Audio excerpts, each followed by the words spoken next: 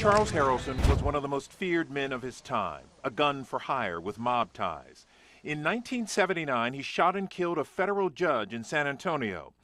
Later, he became even more famous as the estranged father of well-known actor Woody Harrelson. I'm guessing this isn't the future you had pictured for yourself when you first clapped eyes on that money.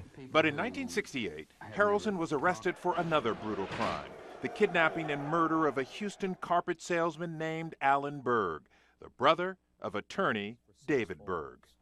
And I can say that I hardly took an unlabored breath. My father was just torn apart, my mother was. There's no semblance of normal life when someone you love so much is just gone. 45 years later, Berg shares the agonizing details of his brother's death in his new book, Run, Brother, Run, a memoir of a murder in my family. I wanted to lay out his life in a way that told the story warts and all. But digging up the past proved painful.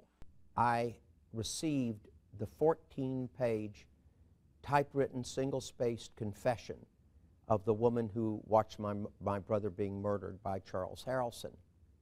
And the details were so great that I began to cry and I couldn't stop. Investigators said Harrelson used the woman who wrote that confession to lure Len Berg to a bar that used to be right on this street, just off Westheimer, in the Highland Village area.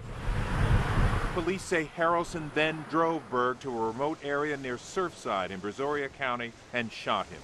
The motive? Police say Harrelson was hired by a man who had a business dispute with Alan and David's father. Do you ever blame your father for your brother's death? I don't blame my father for the murder, but I believe that my father pushed my brother in the path of that bullet by the way he raised him.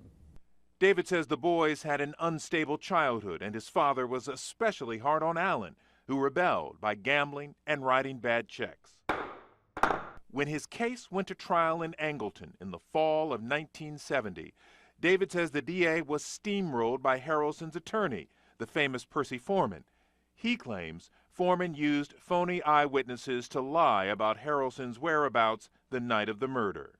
That's what Foreman did. He was corrupt to the core. And I know I've upset a lot of his fans here, some of the lawyers here. Despite testimony from the woman who says she was with Harrelson when he killed Len Berg, Harrelson was acquitted. The family was outraged, and to this day, David says Charles Harrelson got away with murder.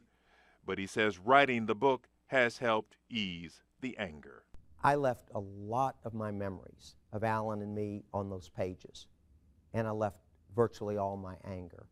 I don't hate any man. I don't hate the man who had him killed. I don't hate the man who killed him.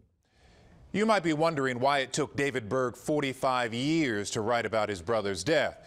He said he simply wanted his brother's children to know so much more about their father than the fact he was a murder victim. Len Cannon, KHOU 11 News.